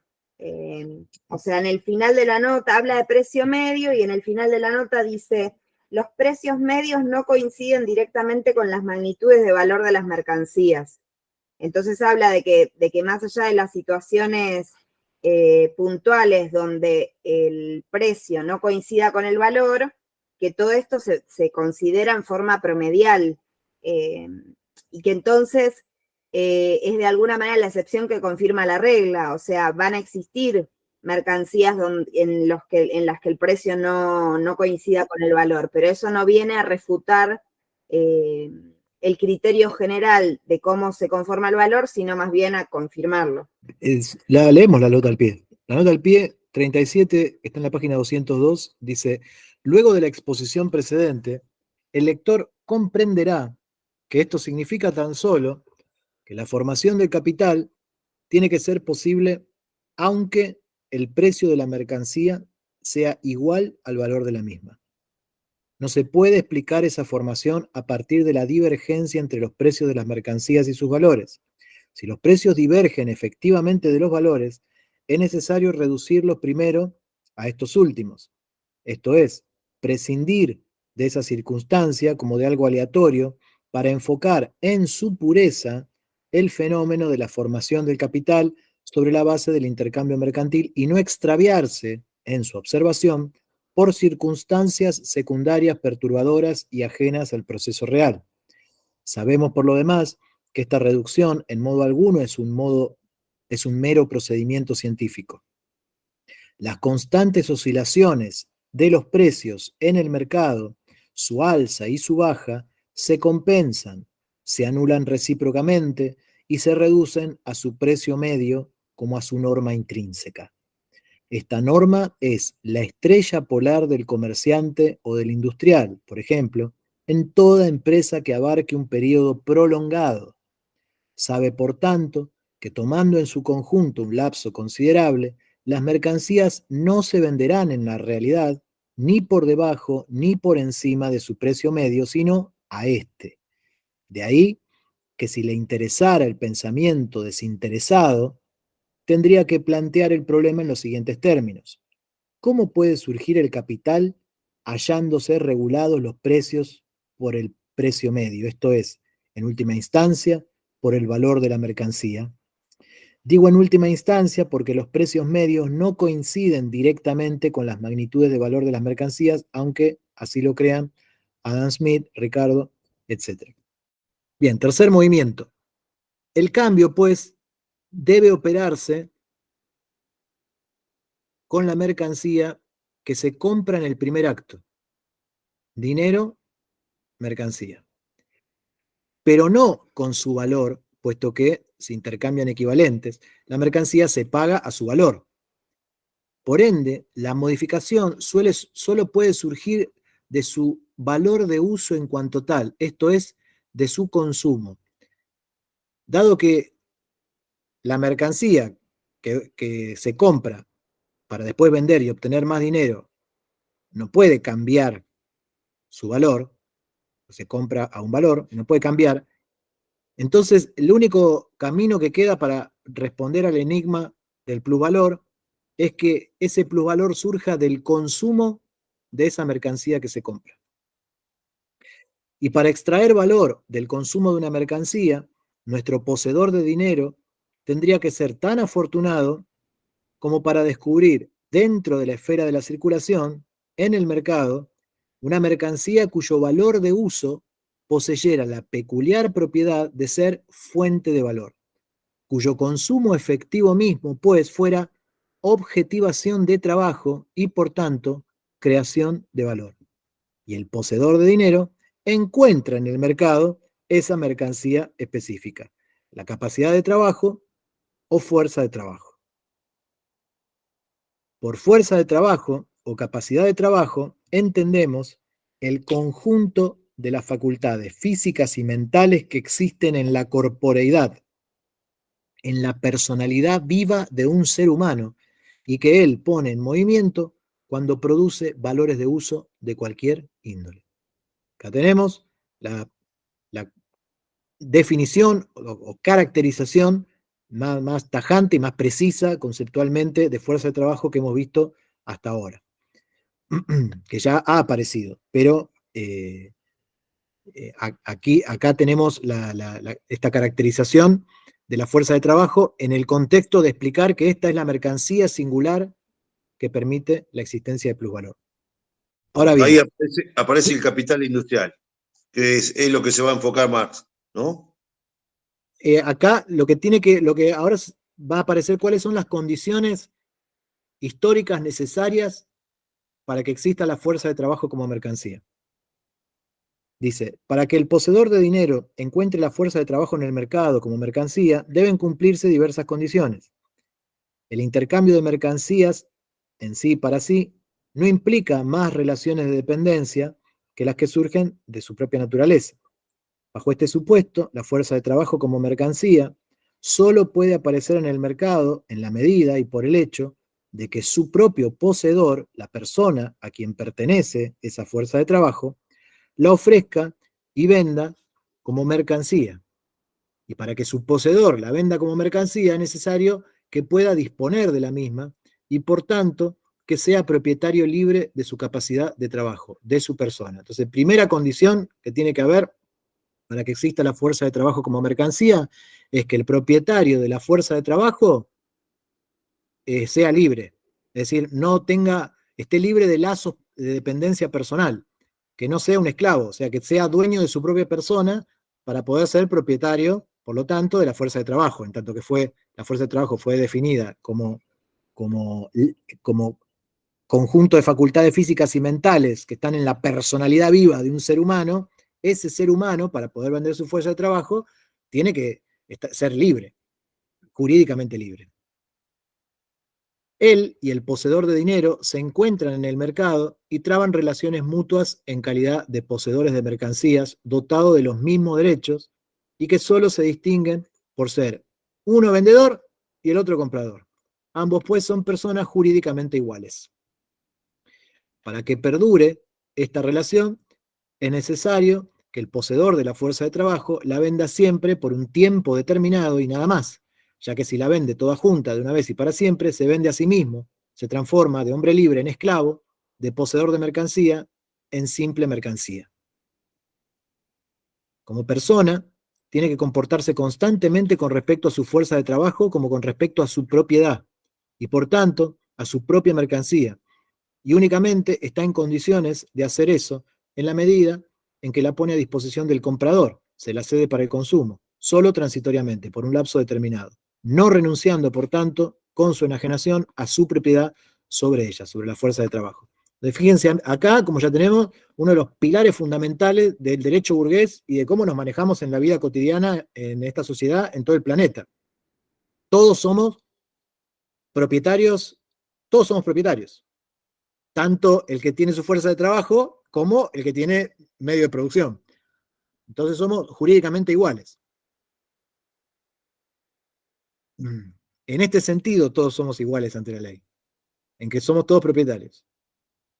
La segunda condición, esencial, fíjense que no estamos hablando de cuestiones superficiales, son condiciones esenciales para que la fuerza de trabajo exista históricamente como mercancía que se pueda comprar y vender. La segunda condición esencial para que el poseedor de dinero encuentre en el mercado la fuerza de trabajo como mercancía es que el poseedor de esta, en vez de poder vender mercancías en las que se haya objetivado su trabajo, esté obligado, esté forzado a ofrecer como mercancía su fuerza de trabajo misma, la que solo existe en la corporeidad viva que le es inherente. Para que alguien, y esto cómo puede ser, para que alguien pueda vender mercancías diferentes de su fuerza de trabajo, ese alguien tendrá que poseer naturalmente medios de producción, por ejemplo, materias primas, instrumentos de trabajo, etc.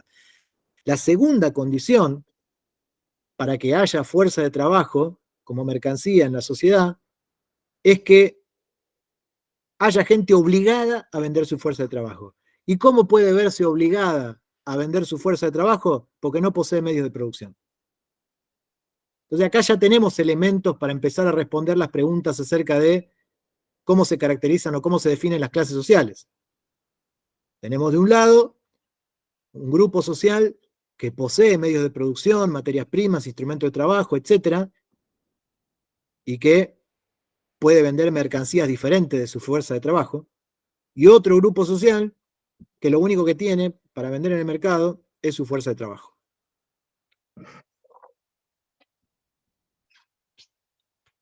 Salteo el resto del párrafo y voy acá. Para la transformación del dinero en capital, el poseedor de dinero, pues, tiene que encontrar en el mercado de mercancías al obrero libre.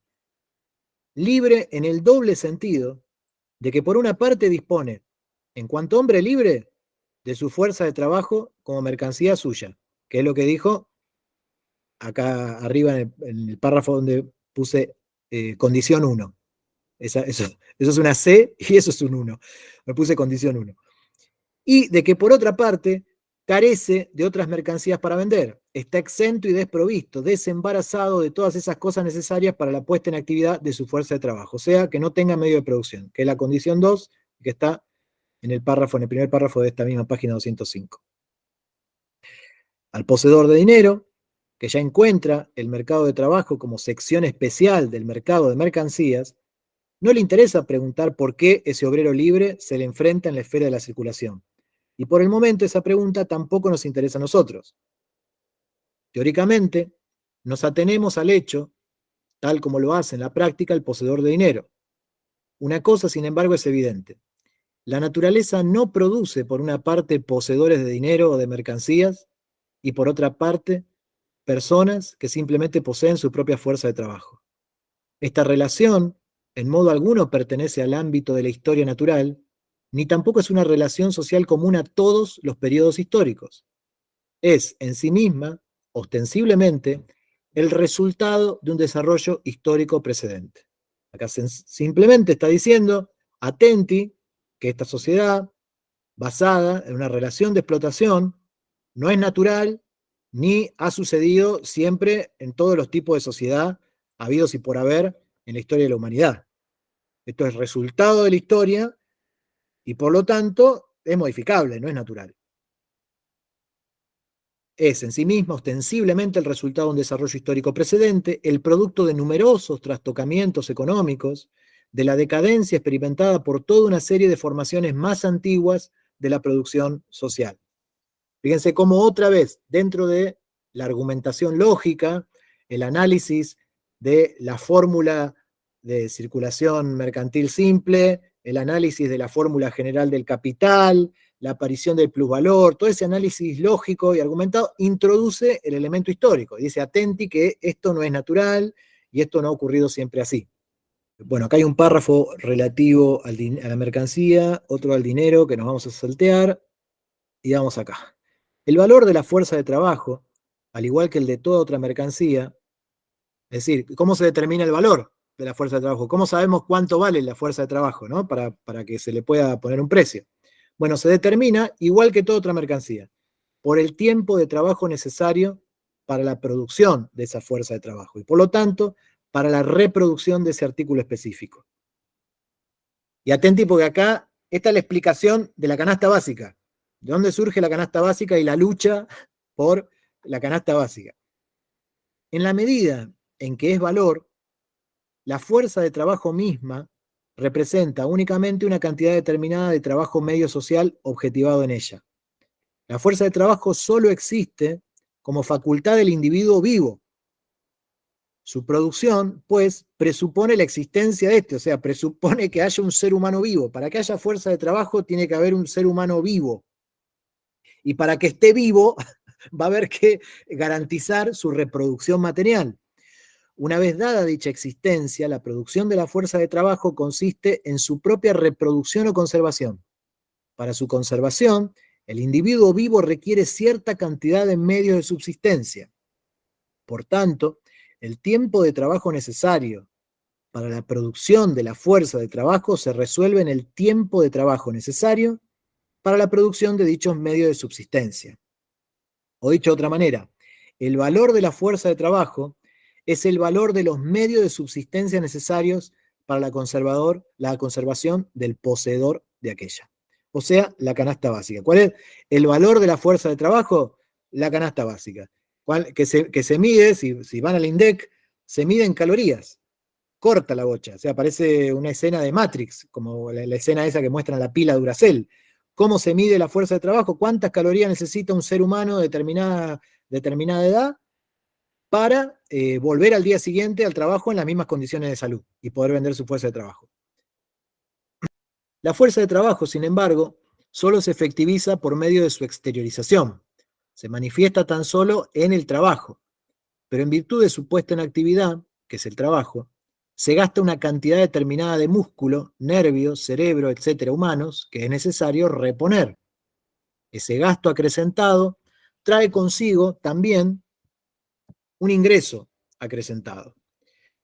Si el propietario de la fuerza de trabajo ha trabajado en el día de hoy, es necesario que mañana pueda repetir el mismo proceso bajo condiciones iguales de vigor y salud.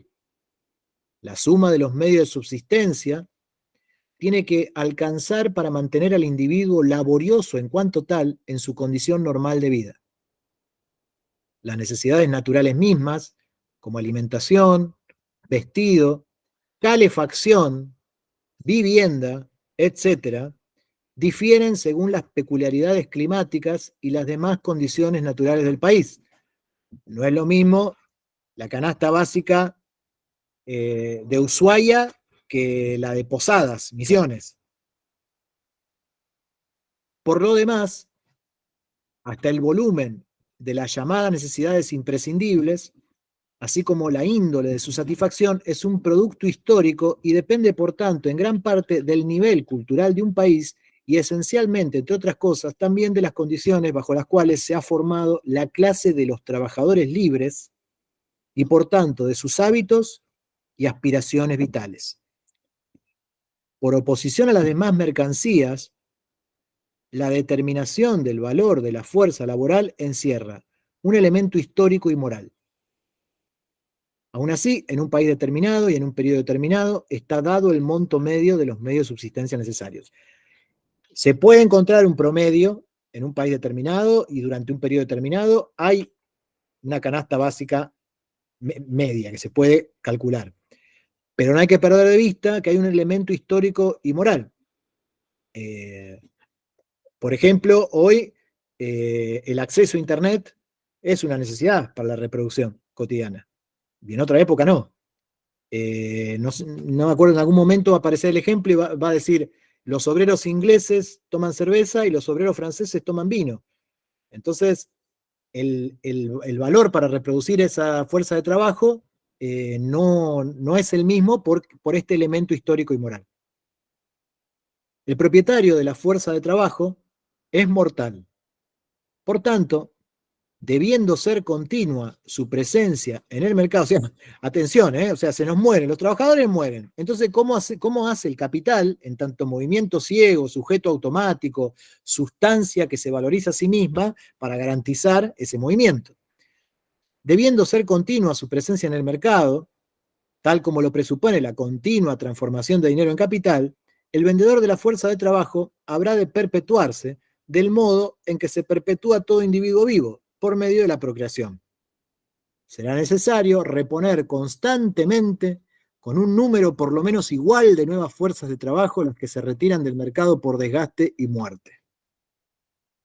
La suma de los medios de subsistencia necesarios para la producción de la fuerza de trabajo, pues, incluye los medios de subsistencia de los sustitutos, es decir, de los hijos de los obreros, de tal modo que pueda perpetuarse en el mercado esa raza de peculiares poseedores de mercancías. Por eso, la canasta es canasta familiar,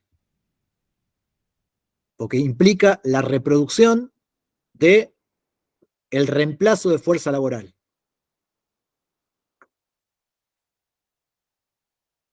Implica la conciencia, digamos, del capital como proceso de que los obreros se mueren y entonces hay que reponerlos. Para modificar la naturaleza humana general, de manera que adquiera habilidad y destreza en un ramo laboral determinado, que se convierta en una fuerza de trabajo desarrollada y específica, se requiere determinada formación o educación. Fíjense, como apareció acá la familia sin que se detuviera, veremos si se detiene o no este asunto, y ya aparece también la educación, la necesidad de educación de la fuerza de trabajo, la que a su vez insume una suma mayor o menor de equivalentes de mercancías. Según que el carácter de la fuerza de trabajo sea más o menos mediato, serán mayores o menores los costos de su formación. Esos costos de aprendizaje, extremadamente bajos en el caso de la fuerza de trabajo corriente, entran pues en el monto de los valores gastados para la producción de esta.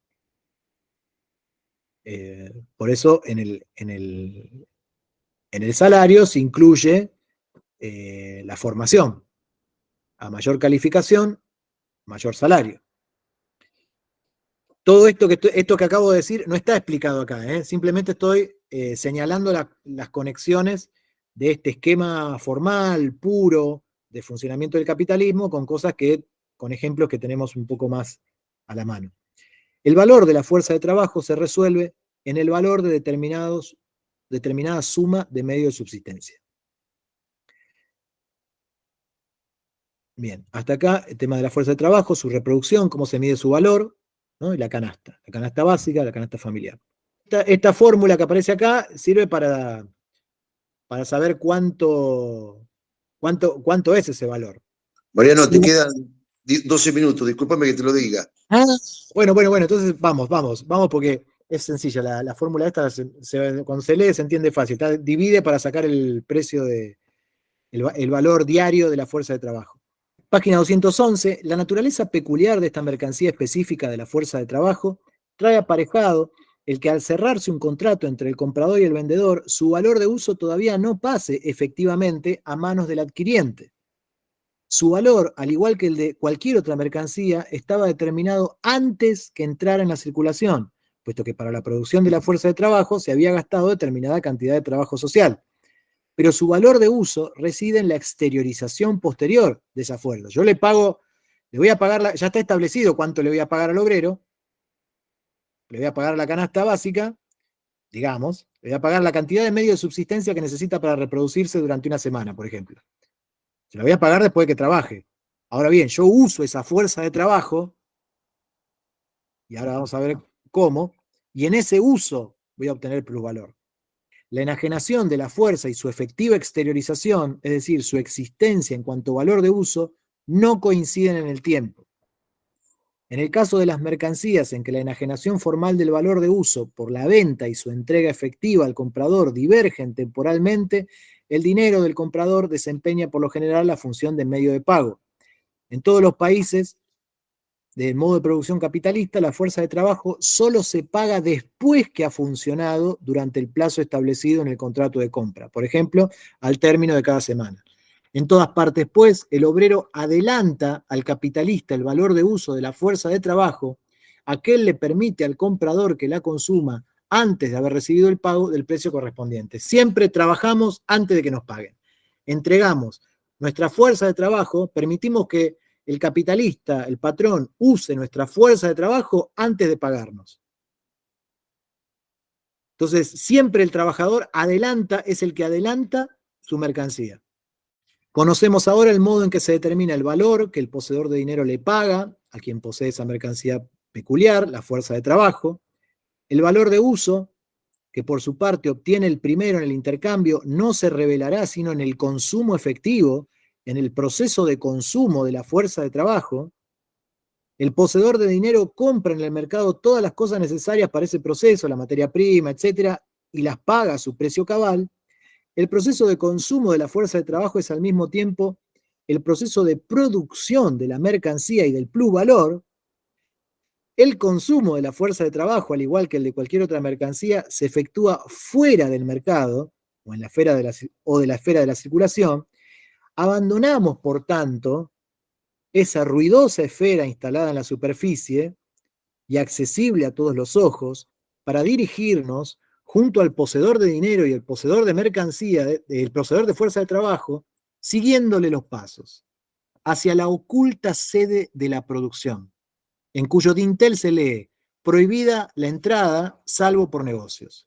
Veremos aquí no solo cómo el capital produce, sino también cómo se produce el capital. Se hará luz finalmente sobre el misterio que envuelve la producción de plusvalor. La esfera de la circulación o del intercambio de mercancías, dentro de cuyos límites se efectúa la compra y la venta de la fuerza de trabajo, era en realidad un verdadero Edén de los derechos humanos innatos.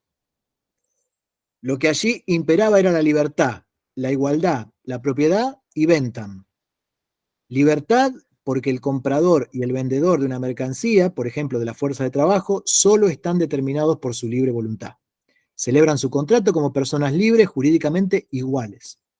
El contrato es el resultado final en el que sus voluntades confluyen en una expresión jurídica común. Igualdad porque solo se relacionan entre sí en cuanto poseedores de mercancías e intercambian equivalente por equivalente. Propiedad porque cada uno dispone solo de lo suyo. Bentham porque cada uno de los dos se ocupa solo de sí mismo. El único poder que los reúne y los pone en relación es el de su egoísmo, el de su ventaja personal, el de sus intereses privados. Y precisamente porque cada uno solo se preocupa por sí mismo y ninguno por el otro, ejecutan todos en virtud de una armonía preestablecida de las cosas, o bajo los auspicios de una providencia omniastuta, solamente la obra de su provecho recíproco, de su altruismo, de su interés colectivo. Al dejar atrás esa esfera de la circulación simple o del intercambio de mercancías, en la cual el libre cambista vulgaris abreva las ideas, los conceptos y la medida con que juzga la sociedad del capital y del trabajo asalariado, se transforma en cierta medida, según parece, la fisonomía de nuestros personajes dramáticos. El otrora poseedor de dinero abre la marcha como capitalista. El poseedor de fuerza de trabajo lo sigue como su obrero. El uno, significativamente, sonríe con ínfulas y avanza impetuoso. El otro lo hace con recelo, reluctante, como el que ha llevado al mercado su propio pellejo y no puede esperar sino una cosa, que se lo curtan. Acá termina el capítulo 4 del Capital, donde analizamos la fórmula general del capital, sus contradicciones y el misterio del plusvalor. ¿De dónde sale el plusvalor? Y quedamos a las puertas de los próximos 2 capítulos, que son los que vamos a trabajar en el próximo encuentro, así que recomiendo enfáticamente su lectura, que son los capítulos de la sección tercera. Terminamos el capítulo 4, que ese capítulo constituye la segunda sección. Vamos a la tercera sección se llama Producción de Plusvalor Absoluto. Capítulos 5 y 6. Proceso de trabajo, proceso de valorización, capital constante y capital variable. Sí, capítulos 5 y 6. Ah, perfecto, ¿es eso? Sí. Joya. Bueno, entonces estamos bien. Entonces, para el próximo encuentro, tengamos leídos los capítulos 5 y 6, que vamos a trabajar eso, proceso de trabajo, proceso de valorización, que es el capítulo 5, y el capítulo 6, capital constante y capital variable. Nos vamos a concentrar en los conceptos que están en los subtítulos. Nos vamos a concentrar en entender qué es proceso de trabajo, qué es proceso de valorización, y después, qué es capital constante y qué es capital variable. Van a encontrar un montón de cosas en esos 2 capítulos, pero nosotros nos vamos a concentrar en esos 4 conceptos que están en los subtítulos, para economizar tiempo y energía. No porque lo demás no sea importante, sino porque el tiempo es finito. La vida también, como bien lo sabe el Capital, somos mortales, y entonces vamos a concentrarnos en lo que consideramos que son los conceptos que nos van a permitir seguir anudando esta argumentación, en función de entender con la mayor precisión conceptual y política posible cómo es que el sistema capitalista es un tipo de sociedad basado en la explotación y por lo tanto sería conveniente, por lo menos para los explotados, cambiarlo por otro sistema. ¿Algún comentario, consulta, pregunta en los próximos 80 segundos? Tenía una breve, bueno, no sé si breve. Con respecto al uso del concepto de valor de Marx, en el capítulo 1 hay un énfasis fuerte en que el valor se define en la esfera del intercambio, ¿no? Que se realiza en la esfera del intercambio, ahí es donde aparece su carácter de propiedad social y demás.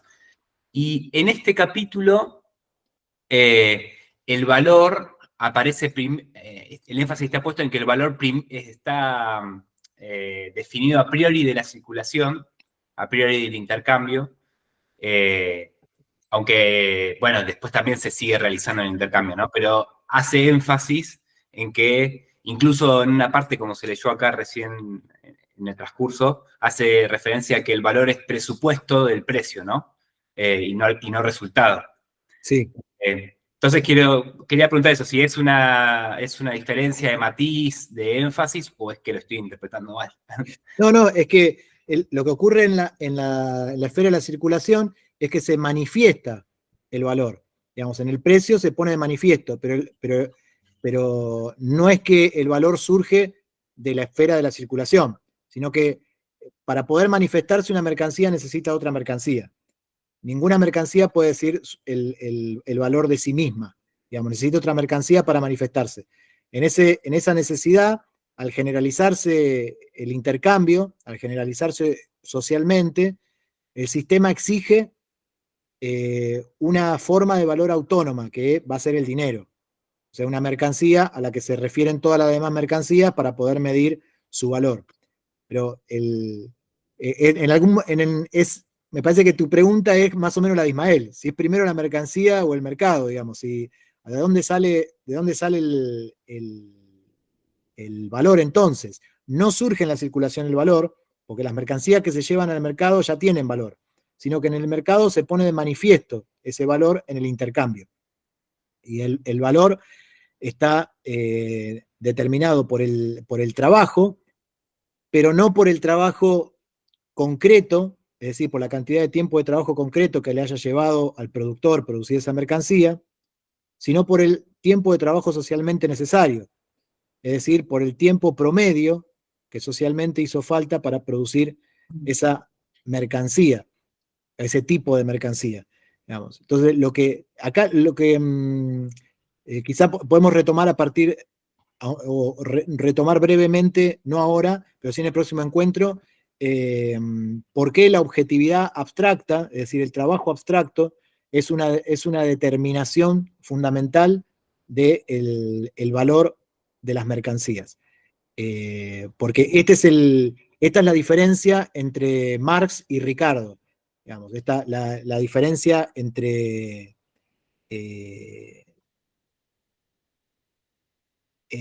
valor de cambio y valor.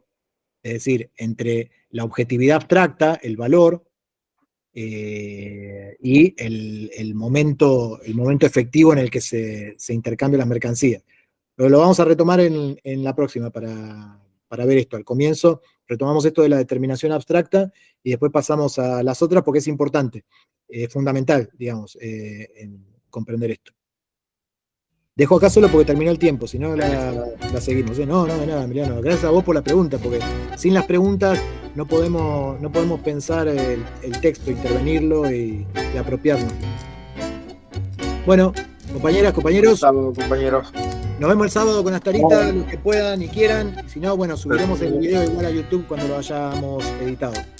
Que anden bien. Buenas noches. Gracias. No, gracias. Chao. Adiós.